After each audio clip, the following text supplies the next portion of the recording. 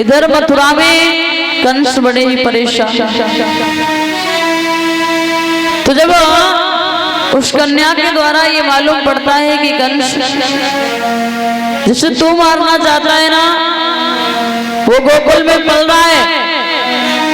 तो कंस ने जैसे ही सुना है, कंस ने अपनी मुंहबोली बहन पूतना को बुलाया और कंस ने पूतना से कहा है, बहन जाओ जाकर के गोकुल में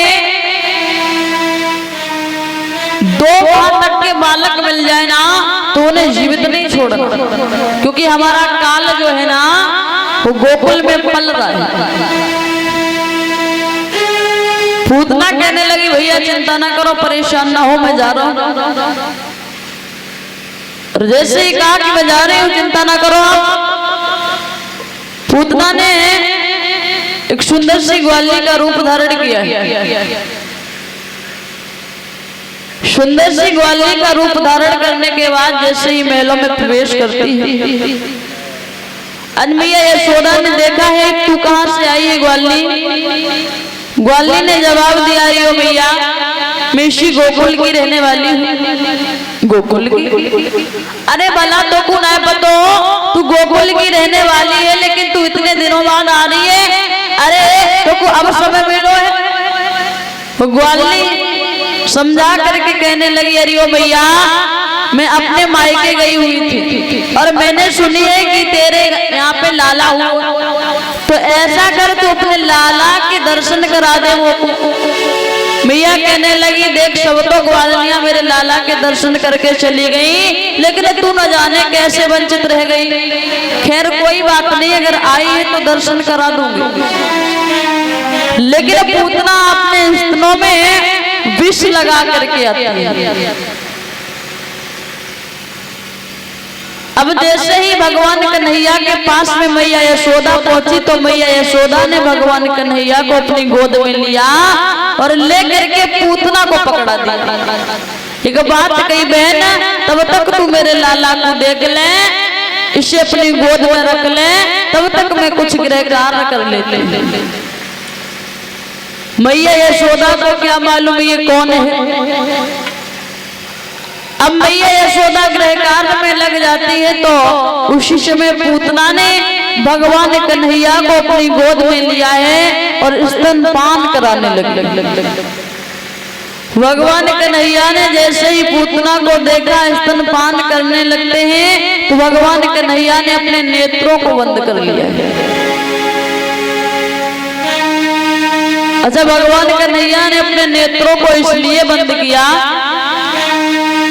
कि ये पूतना जो है ना ये मुझे मारने आई है, और अगर मैंने अपने नेत्र इसके नेत्र से मिला दिए ना तो इसमें सामर्थ्य नहीं है कि फिर ये मुझे विष पिला दे। क्योंकि अगर भगवान के नैनों से नैन मिल जाए, कितना भी बड़ा दुराचारी हो वो तो भक्त ही बन जाएगा फिर तो भगवान ने विचार किया इसका भी उद्धार होना है। अगर मैंने इसकी तरफ देखा, नेत्र खोल लिए तो ये मुझे स्तनपान नहीं कराएगी।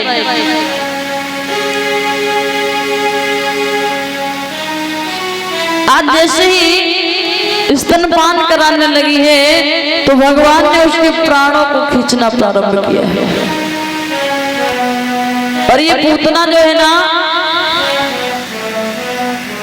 ये पूर्व जन्म में महाराज बलि की पुत्री थी जिसका नाम रत्नमाला था।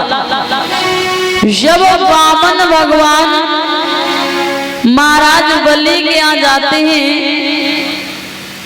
दान लेने के लिए, तो छोटा सा रूप निहारा है इसने, तो विचार किया है कि प्रभु अगर ऐसा मेरा पुत्र होता तो मैं उसे स्तनपान कराता।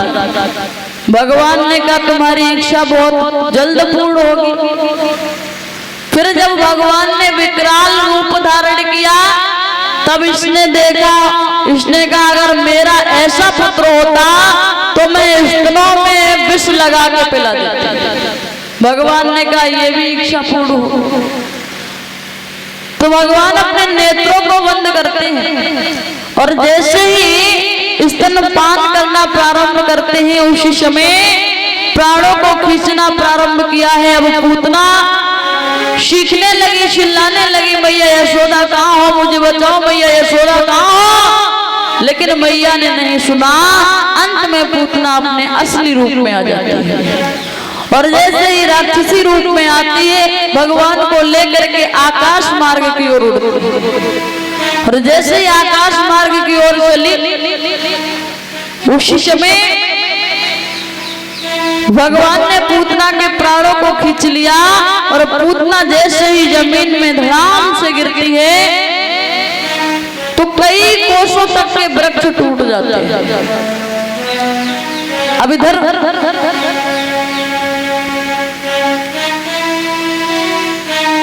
मैया यशोदा ने देखा कि मेरा लाला घर पे नहीं है, न जाने वो ग्वालिनी कहाँ ले गई। मैया यशोदा रोने लगी, इधर उधर ढूंढने लगी।